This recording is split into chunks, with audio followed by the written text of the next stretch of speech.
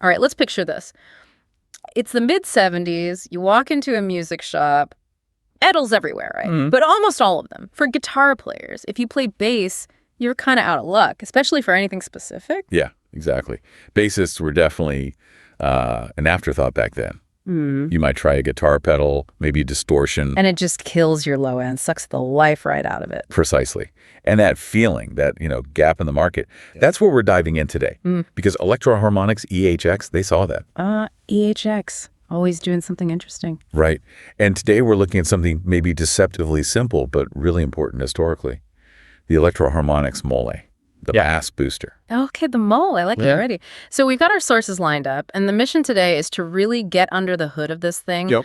Why did it exist? How was it designed? And what's its legacy, beyond just being a simple boost? It sounds like it filled a pretty specific need for EHX. It really did. And what's cool about the Mole, I think, isn't that it was some super complex piece of tech. It wasn't. No. No, it was more about EHX being smart about the market, really aware. This was mid-'70s, and they basically took a circuit they already knew worked. Okay. And just tweaked it, re-aimed it, you could say, at bass players who really needed something just for them. So timing-wise, what are we talking? This must have been after their first big boosters hit the scene. Yeah, our sources put it right around 76, maybe early 77. By then, EHX they were huge in boosts for guitar. Right, they had the LPB1. The linear power booster, yep. Yeah. Your basic, clean, full-range boost, great for just more volume or hitting an amp harder. And the Screaming Bird, the treble booster. That one was all about highs. Yeah. Really cutting, sharp treble emphasis. Okay, so you've got kind of general boost and you've got treble boost covered. But if you're playing bass, adding more trebles isn't exactly helpful, is it? Not really, no. Yeah. It does nothing for your fundamental punch. So the Mole, that was designed specifically to fill that hole. The low end. The low end. It was one of their very first pedals they actually marketed directly at bass players. Its whole job was the complete opposite of the Screaming Bird. Just pure low-frequency boost. And the name Mole. That's classic EHX, isn't it? A bit playful? Totally. It's descriptive, but fun. Not some boring technical name. Like low-frequency enhancer Model 2B or something? Exactly. It was just the Mole. You instantly get it, right? It digs deep for the low frequencies. That simplicity, that directness was definitely part of its charm, especially when everything else was getting complicated. Okay, let's dig into the tech then. Since it was all about bass, was it like a fancy EQ circuit inside, or was it simpler? Oh, way simpler. If you think about EHX's whole vibe back then, especially these small pedals, it was minimalism. Right. The circuit itself was basically just a single transistor boost. Fundamentally, it was almost the same design as the LPB1. Really basic stuff. Okay, hang on. If it's the same basic circuit as the LPB1, how did it become a bass booster? Where's the magic? Well, the magic wasn't in adding more parts. It was in tweaking what was already there, specifically the capacitors. Capacitors, right. The little components that filter frequencies. Exactly. EHX changed the values of the coupling capacitors, the ones on the input and the output. By using larger value caps, they essentially let more of the low frequencies pass through and get amplified.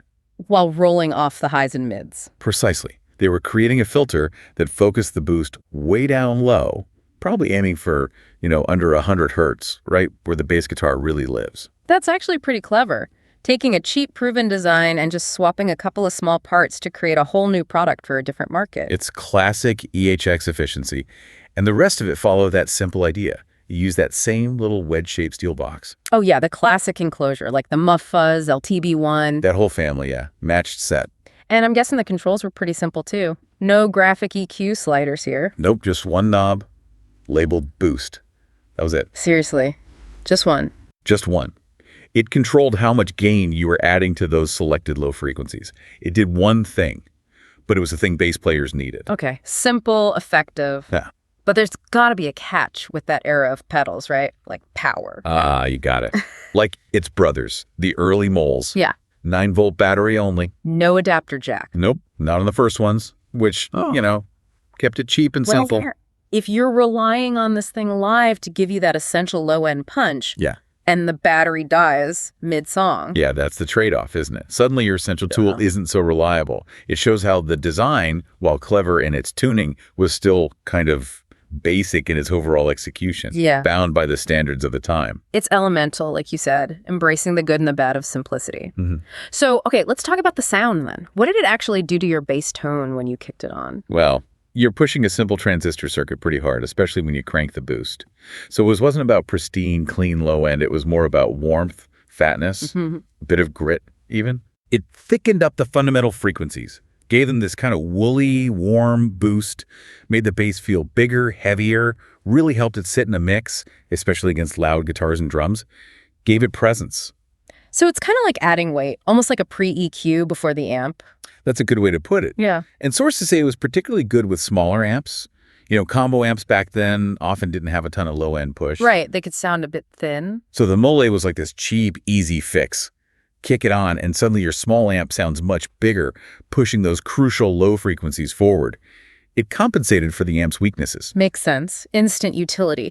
But did guitar players ever mess with it? You know how guitarists are always looking for weird low-end sounds? Oh, I'm sure they tried. But remember how it rolls off the mids and highs? Yeah. Well, guitar needs those frequencies to cut through.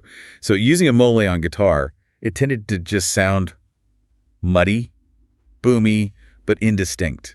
Lost in the mix. So it really was tuned specifically for bass. It did its job maybe too well for guitar. Exactly. It kind of proves the point it was intentionally designed for bass, and it worked best that way. Okay, let's zoom out a bit. Talk strategy. You mentioned it completed a sort of family of boost pedals for EHX. How important was that? It was actually quite significant for their catalog, I think. You had the Screaming Bird for treble. Right, the high end. The LPB1 for, let's call it the middle ground, or just general boost. Okay. And then the Mole comes along and takes care of the bottom end. Suddenly, EHX has this complete frequency toolkit, a boost for every major part of the spectrum. That's a pretty strong message to send to the market, isn't it? Like, we cover everything for everyone. Totally. It showed that you weren't just focused on guitarists. They were thinking about the whole band, the whole sound spectrum. Yeah. And for bass players who often felt ignored, Yeah. seeing a pedal specifically designed and marketed for them to solve a real problem they had, ensuring they were heard, well, must have been pretty welcome. It was practical, needed. So, thinking about its legacy now, are these vintage Moles super sought-after collector's items, like holy grail pedals? Well, not quite like, say, an original Big Muff or some rare phaser. It's a simpler pedal, electronically, so it doesn't command those crazy prices usually. Okay. But for people who are really into vintage EHX, the collectors, they definitely value them. They represent that specific era, that minimalist design philosophy. They're historically important, even if not complex. But the idea itself, the focused bass boost that clearly had legs, right? Yeah. It stuck around. Oh, absolutely. The core concept is still relevant. EHX even brought it back. In the 2000s, they released the Molano. A smaller version. Yep, tiny modern enclosure, but basically on the same idea. A simple one-knob boost dedicated to fattening up bass frequencies. The fact that they could reissue it decades later and people would still want it, that says something about the original concept, doesn't it? It really does. It proves the fundamental idea was sound and useful across generations of players and gear. So if we boil it all down, what are the key takeaways? Why is the Mole significant in the big picture of EHX and bass gear? Okay, I think there are three main things. First, it was real bass-focused innovation, maybe one of the first pedals truly for bassists from a major company. It told bass players, hey, we see you. Right, not just an afterthought. Second, that strategic angle. Completing the Boost family, Screaming Bird, LPB1, Mole, high, mid, low, that solidified EHX's range in a really clever way. Often overlooked, that part. And the third, the lasting impact. Yeah, third is just its functional longevity. The Nano reissue proves that the core job it did, simple, effective, low-end boosting, is still something bass players need and want, even with all the complex EQs available today. It has this sort of long tail of influence. That really sums it up well. It's a great example of how innovation isn't always about adding complexity. Sometimes it's just about seeing a need and applying a simple known technology in a smart, targeted way, just tuning that single transistor circuit for bass. Elegant, really. It absolutely is. Okay. Which brings us to something for you, the listener, to chew on. Okay. The Mole was born out of necessity, right? To help bass players overcome the limitations of their amps back then, make sure their low end could be heard. Yeah, a utility tool, fundamentally. So think about this. How much did that simple pedal, designed just to fix a problem, end up shaping what bass players expected from their gear in the long run. Did the mole, by giving them that first taste of dedicated low-end control, plant the seed for all the sophisticated bass EQ and tone shaping tools we take for granted today. What did that simple circuit teach us?